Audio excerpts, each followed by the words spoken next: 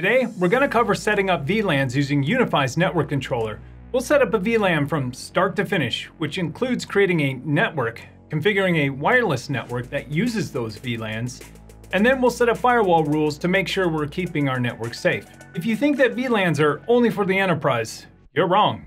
And if you stick around, I'll show you how helpful they can be at home too. So, what is a VLAN? A VLAN, or a virtual local area network, is a group of devices, computers, or servers that communicate with each other as if they're on the same physical LAN, but they're actually located on separate physical LAN segments. VLANs can be created by configuring a managed network switch to segment the network into different broadcast domains. So why are VLANs important, even to the home user? VLANs are important for security. They can help isolate sensitive data and systems from the rest of your network, improving security by preventing unauthorized access. VLANs are also important for performance. VLANs can be used to separate network traffic into different segments, reducing network congestion and improving overall performance. VLANs are also important for management.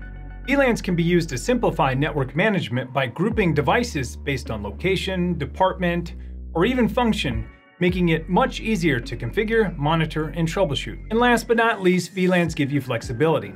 VLANs allow for network changes and reconfigurations without physical changes to your network infrastructure, saving you time and money, and who doesn't want to say that, right? So what's not to love about VLANs then? If they give you greater control over your network, they help optimize network traffic and performance, they give you better security, and give you management and flexibility?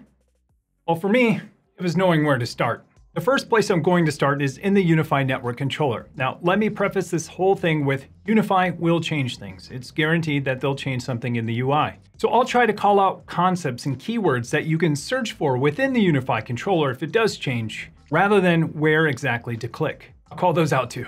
So the first place you'll want to go is inside of settings. Once we're in settings, you'll want to make sure that you're on networks.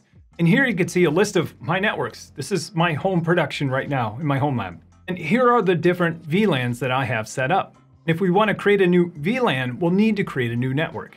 So let's create a new network, and then we'll name our network. So I'm going to set up a new network that will be my new IoT network. I'm just going to name it IoT. Then you can choose a router you'd like to use to route this traffic.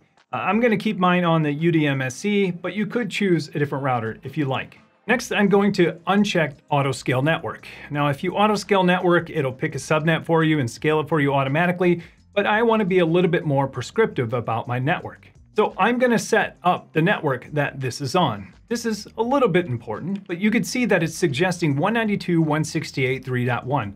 Now, I don't want that network. You can take it if you want, but I'm going to say mine is 192.168.100.1, and it's a net mask of /24. Again, you could change this to anything you like, but this is the one we're setting up today. The next thing I do is go into manual and change this. Now you'll get to choose a VLAN ID. So a VLAN ID is just an ID to identify your network, and this is the ID that your packets will get tagged with, so it knows how to route those packets. Most of the time, what I do is I just set this VLAN ID to the third octet in my network that I'm on. Now, I know this doesn't work and it doesn't scale, but I don't have that many networks at home. For home use, it's a good idea for me to do this, but if you're in an enterprise or larger business, you might want to choose your VLAN ID appropriately. So I'll set my VLAN ID to 100. Next, we'll pick the network type, and we want to choose standard. You could choose guest network here, but this really doesn't make sense for what we're doing because it will apply guest policies to that network. If you had a captive portal or a guest network you were broadcasting to the public, you would use that, but we're not. Well, let's keep this as standard. Content filtering, I'm not going to put any, but this is the new feature to filter out content. You could choose the content filter type of either work or home, or work or family, pretty much home, but I'm going to choose none. IGMP snooping and multicast DNS. Now these are kind of important, especially for an IoT network. So here, if we read it, it says improves network bandwidth by only sending multicast traffic such as AirPlay to the intended network device. This may, however, increase multicast latency and drop any non-registered multicast traffic such as PTPv2. So my advice here is if you're setting up an IoT network and you're going to have Apple devices or maybe Google devices or devices on that network that you want to communicate with across networks, I would recommend turning this on. And the same goes for multicast DNS too. You can see it's enabled by default. But multicast DNS, it says here, allows multicast traffic to transmit across multiple networks. We recommend using this when using AirPlay or Chromecast. So again, if you're going to have any network devices that you want to discover on this IoT network, say you have an app on your network and you want to discover or cast any kind of content to that other network, you'll need to make sure that this is on too. So I recommend turning these on for an IoT network because your IoT network will most likely have smart devices that you want to communicate with that need this feature. And if you're not sure, you can keep it off. And then when you start troubleshooting your network, if you can't cast to something, you can turn this back on. So next up is DHCP. So what's our DHCP mode? You could change this to be a DHCP relay or say no DHCP at all. But I want UniFi, my UniFi UDM SE, to act as a DHCP server, and I want to set one up. So this DHCP server will hand out IP addresses when clients ask for it. So on the range, what I typically do, you can set this however you like. The defaults are great, 6 to 254. But what I do on my small networks is I say 100 to about 200. Now, the likelihood of me having more than 100 DHCP devices on this network is pretty low. And the reason why I do this at 100 to 200 is so that I know when new clients join, if it's in the 100 to 200 range, I know it's a new device that I haven't set up yet and it's easier to find. And then I try to keep my static leases lower than that, but that's going a little bit too far. But you'll want to choose something that makes sense for you. 6 to 254 is perfectly fine. Now, we aren't going to do much else here, and I don't want to talk through all the options because as you see, there are quite a bit, but we can keep defaults here. If you have some advanced DHCP use cases, feel free to go through there and configure it. So let's add this network now. So we're adding this network, successfully added this IoT network, and we can see it right here. So it's IOT. Let's change this really quick just so we can differentiate between my existing IoT network. IoT 2. IoT better. Is IoT better? Yeah, well, IoT better. I don't know why. So we have this IoT better network now, and we can use this network already. It's already set up. If we want to go and assign it to a switch port, we can. But let's do one more thing because it's kind of similar, and it's assigning this network to a Wi-Fi network. Very similar to a port. But if we go into our Wi-Fi networks, what we want to do is create a Wi-Fi network that this VLAN will use when clients connect to it. So this is how you can separate your IoT devices from your trusted home devices. So what we want to do is create a new network and bind our new VLAN to that network. So when we configure our IoT devices, they join that network and they get assigned this VLAN. It's pretty cool. So let's create a new Wi-Fi network. As you can see, all of mine start with Konnichiwa, so we won't do that. But I'll call this the same thing as the network. Now, you don't have to. You can name this network anything you want. But I will, just so it's not as confusing.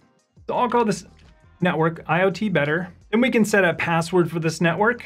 Under network, we can choose our VLAN. Default is the default network. That's probably the one you have if you haven't done any VLANs yet, and that's your flat subnet or your flat network that all of your devices on. But now we're going to segment this with VLANs with the one that we just created.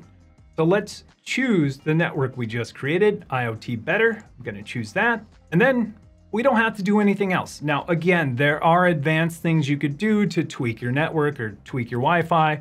We're not going to change any of that. If you have an advanced use case for networks, feel free to configure that now. We're just going to create this new wireless network that's bound to this new VLAN network. So let's add this right now. And if we go into our UniFi devices, we can see right here, I have quite a few access points, but we can see right here that these access points are now provisioning and getting these new settings. So my UDM Pro right now is going out and telling all of these access points that they need new configuration, that there's a new network available for them, and then that new network is bound to our VLAN. So this should be done here in a couple of seconds, but pretty cool. We're pretty far so far. While that's wrapping up, I mentioned that we can now assign this to switch ports too, and we should do that. So let's go into one of your switches. For you, this would be probably your UDM Pro or UDM SE, and you would configure one of these ports over here.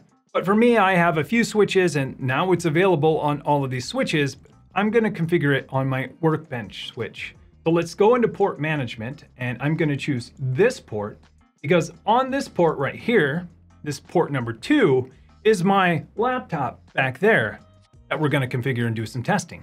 So currently, this one is on the port profile of all. So what does all mean? We don't have a VLAN called all, do we? No, we don't. So what it means is this is a trunk port, I believe. So this is a little bit advanced, even for me, because I'm not a networking person.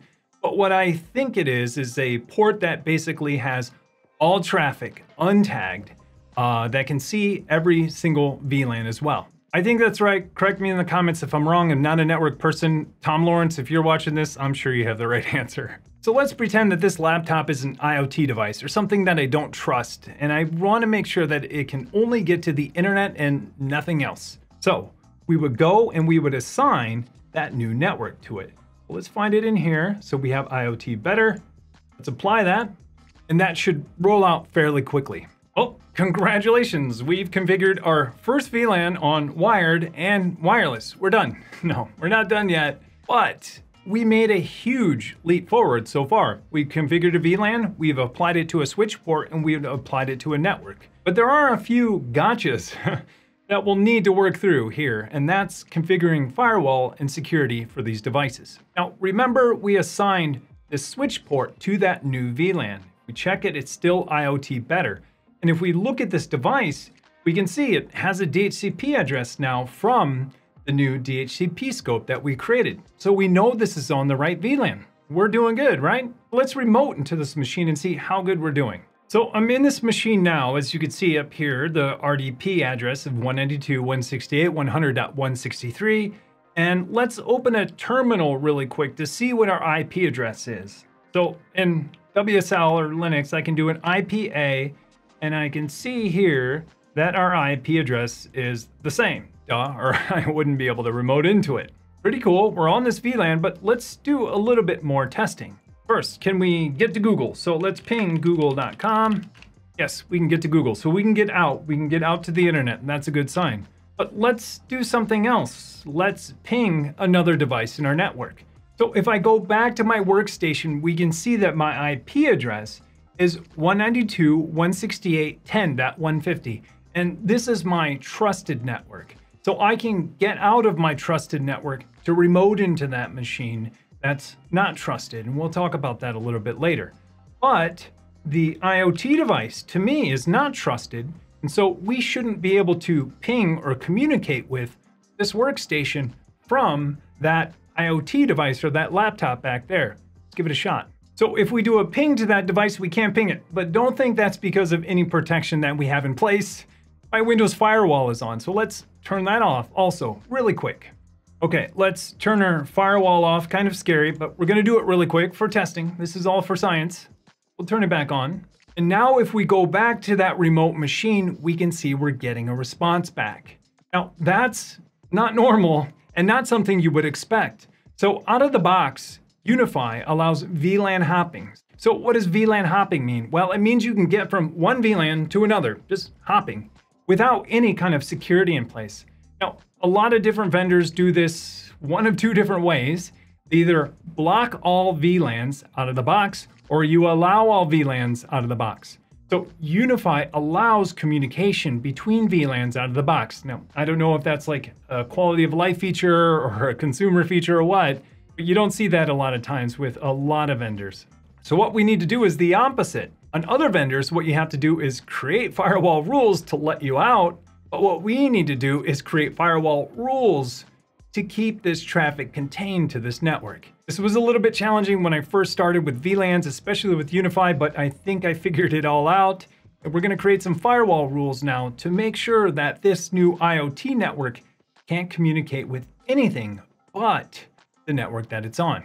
Plus a couple more, but we'll save that for later. The next thing we'll want to do is go into settings, and then we'll want to choose firewall and security. Now, again, if you can't find some of these settings that we're talking about, you can type in the search box firewall and security and then click on it. In firewall and security, you'll see all of my firewall rules. We're not going to go through them too much. But the idea here is that we want to restrict network going out to other networks from the VLAN that we're on. There's a couple ways to do this, but this is the easiest way that I found to do it. So once we're here, we actually don't want to go into firewall rules. First, we want to create a group. So what is that group going to be? Well, that group is going to be a list of networks that I already have within my network that I don't want to allow this new VLAN to. Sounds confusing. Let's just do it really quick. So instead of firewall and security, go back to settings and then go to profiles. So in profiles, you can configure a bunch of stuff, but what I kind of figured out with profiles, it's just a way to group stuff. It's a way to alias stuff, and it makes it a lot better for network management than creating firewall rules that point to a lot of networks and confusing them or having to change them in the future. This profile area gives you one place to make changes, and they'll then apply to those rules. So anyways, let's create a profile really quick, and then I'll kind of explain what it means. You'll want to find a section where you can see port IP groups, and that's what we're going to do, a group of IPs and ports. Not going to do ports, but just IPs, but they're lumped together. And if you get to the bottom, you can see all of mine. We're going to create a new group right here. So what are we going to call this group? Well, what I typically do is call it the name of the network and then say only. So I'm going to say, this is IoT Better only. And so if I were to say that it's IoT Better only, what would it be? Well, it would only be the IoT Better network. So how do we get only the IoT Better network? We do that by excluding everything else. So what I'm going to say is we're going to make this a type of IP address subnets. So this is going to allow me to add a list of IP addresses for networks. So we know that this network IoT Better only is 192.168.100.0/24. And I have a bunch of other networks on my network. So I need to list those all out. For simplicity, I'm only going to list a few. I'm not going to list the 5 or 6 that I have. But if you have multiple VLANs, you're going to have to list those all out and update those as you add new networks. And if you can't remember what networks you need to include, you could always go back to networks and see all of your networks. And for me in this scenario, ideally, we would add all of these networks except for the one that we're on right here, the .100.0. But in this example VLAN that I'm creating, what I'm going to do is just add the default network and add my trusted network that I'm on right now, which I call main. So 0.0 and 10.0 I'm going to add to here. So let's go back. So the first one, as we mentioned, would be 192.168.0.0/24. And the next one I would need to add is 192.168.10.0/24. So now this means that, hey, this group that we're identifying is every network but IoT Better. I should probably call it all networks but this, but only makes more sense to me. And I learned that from It's My Natural Color, who has a channel who taught me how to do VLANs in his channel. So now I'm passing that on and teaching you how to do it. So now we have this group. What do we do with the group? Well, now we can create our firewall rule to include that group. So let's go into firewall and security now, and let's create a new rule. Now, once you get here, I'll admit it is kind of confusing how they name all of these different types. So I'll try to summarize what these are, at least how I think of them. Internet in, that is the ingress or rules that apply to traffic coming in from the internet, so from the WAN. Internet out is anything egressing that WAN or going out of that WAN. Internet local, no idea. I'm gonna be honest with you. I haven't used that one. Maybe I have, but I should probably look into it. If you know, let me know in the comments below. The local ones kind of get me a little bit confused, but I'll mention the ones that I do use on a normal basis. LAN in, this is between two LANs, so ingress into the next LAN. And LAN out is the egress between the two, or exiting one LAN and going into another. LAN local, no idea. I'm not gonna lie. I mean, I didn't do my research ahead of time. I should look up and maybe post a comment on what these local ones mean. Or Tom, if you're out there again, let me know. So, and then guest in, guest out, it's the same thing. Guest is for that guest network that we talked about a little bit earlier. Then there's different versions for IPv6 and LAN v6 and all the v6 stuff that I'm not using right now. So anyways, so what we normally choose when we're creating a rule for inter VLAN is LAN in. So I'm saying, hey, this is a rule that applies when someone tries to get into this land that I'm protecting. So what am I going to call this? Well, you might have your own convention of how you name your firewall rules. I kind of have my own too. But my convention is typically block or allow the thing you're blocking or allowing to the thing you're blocking or allowing. This will make more sense in a second. So what I usually do is block. What am I blocking? Well, I'm blocking the IoT-better to what? To all, to everything. So this rule is really containing that traffic and saying, hey, you don't get to go outside of your VLAN. So then you choose whether or not it's before or after predefined rules. There's a bunch of predefined rules. For the most part, I apply them before theirs are applied so that if it's an allow, it can get through. But before predefined rules is what you typically choose for inter-VLAN firewall rules. So I'm going to say, what is the action we're going to do? Well, I said it right up here, it's block. So we're going to drop this. Then you get to pick your protocol. You can pick whether it's TCP, UDP, both. We want all. So source, this is where does the traffic originate from? So in this case, you might think it's that profile that we just created, but no, we're going to use that as a rule. Because if you remember, that profile is a list of other networks. So how do we define this network that we're on? Well, we change the source type. We change it to network. Then from here, we can choose our VLANs or our networks.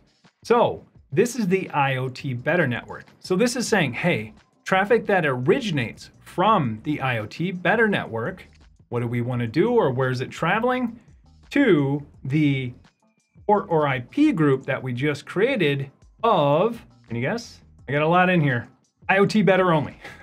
This rule alone is basically saying, hey, if the source originates from the network IoT better and is destined outside, just drop it. And then we could assign a port group if we wanted, not for inter-VLAN. We don't want to assign port groups. But creating and assigning port groups are super handy for commonly used ports. Let's say you were setting up a firewall rule, and instead of saying IP to IP, you could restrict it even more and say this IP to this IP on these ports. And yes, you could hand type the port in here if you wanted, but if you had that list of common ports, say K3S ports, and you knew what those were and those were defined, you can create a port group and choose that then, and then apply that here so that all of your rules that needed to use that, you could use that profile instead. And then another benefit of that is if you added a port in the future, you would just add it in the profile, and then all rules that were using that profile would actually get them. So pretty cool. Use profiles whenever you can. I even use profiles for one machine. Because why? Well, because I get to name them. Does make it a little bit trickier later on when DNS changes, but don't worry about that. But my recommendation is to create a profile even for one device. I would, and I do. So anyways, enough about that. There are a lot more things you can change, but for this inter-VLAN firewall rule, this should be good enough. So we should be able to apply this now. Okay, so this successfully applied. Now, let's find our rule in this list. So if we look at our firewall rules, I can choose LAN right here, and then I should be able to see it in this list. As you see, I have a lot of rules. And where's the one that we just created? It's right here, block IoT better to all.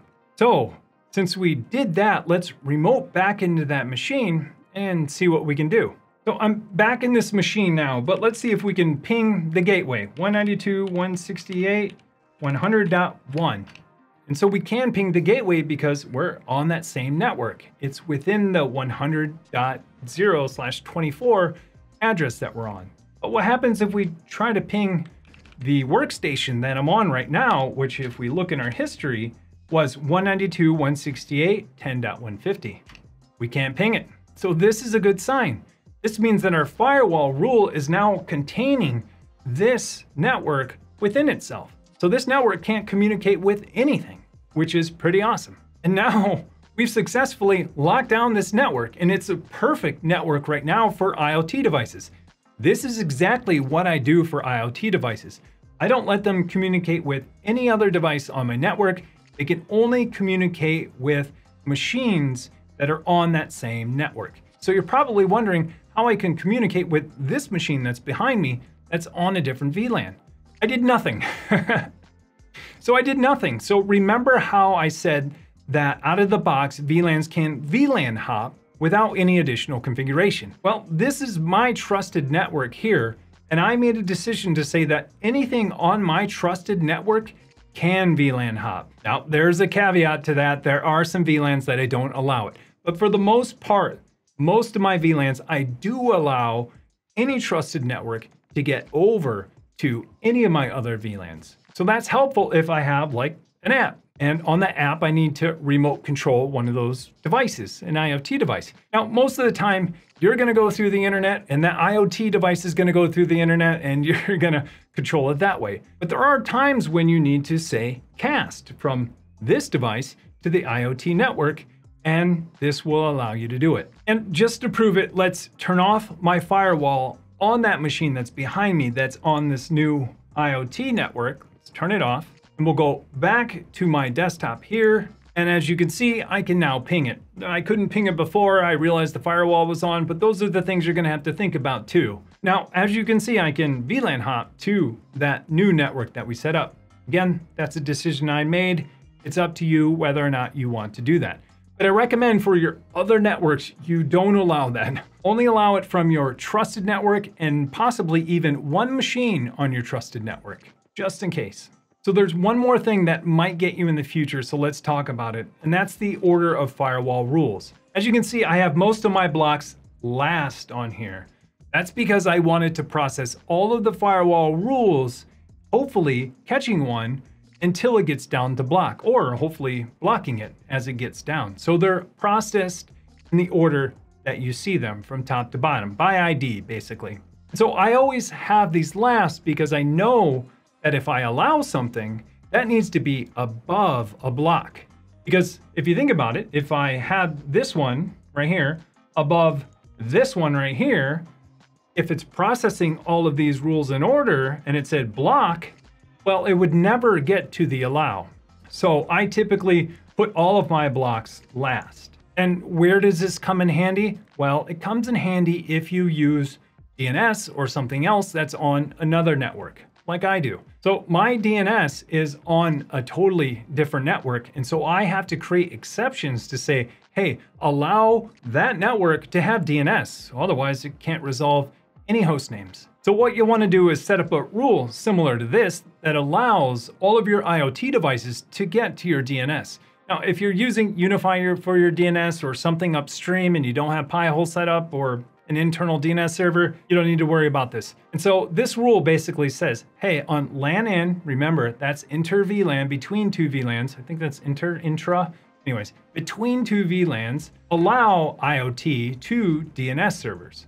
So again, before predefined rules, and then in source, I'm saying, what is the source? Where's this traffic going to originate from? So I could have done this, I guess, one of two ways. I could have said the source is the network that is IoT, rather than saying it's the port group of IoT only. But anyways, it works this way. But I'm saying, hey, it originates from this network that's only the IoT devices. The port group for the source doesn't matter. But to the destination, I'm saying, hey, it should only be DNS servers. But you don't see any IP addresses. Exactly. This is where, again, profiles come in handy because I specified all of my DNS servers in one of these profiles. So as I get more or change DNS servers, I only have to change it there. I don't have to change it in all of my rules. Then again, here's port group. So I'm saying, what port group? Well, I created a profile called DNS ports. Probably only 54, we'll check it. But this only allows the destination port to be 53. I don't know if I said 53 or 54, but it's 53. And so this is a rule that I'll need to create, and it needs to go above the blocks for that network. Let's check really quick on that DNS. So this is what I was talking about. DNS ports, there's only one, and then DNS servers, I have 4 set up. I have no idea I know what the 4th one is. It's probably the load balancer in between the 2 that I have load balanced, because sometimes I think the requests come from there. But anyways, not important. But again, I highly recommend creating profiles for all of this. So that's everything I've learned about VLANs using UniFi devices. As you can see, the paradigm is a little bit different from maybe some of the other vendors, but once you start to understand them and configure them, it's just as easy as all the rest. Over the last year, I've learned a ton about VLANs, a ton about firewall rules, and a ton about how UniFi works. And I hope you learned something too. And remember, if you found anything in this video helpful, don't forget to like and subscribe. Thanks for watching. Have you ever considered making a video on UniFi firewall rules, trying to work my way around them, but a bit lost?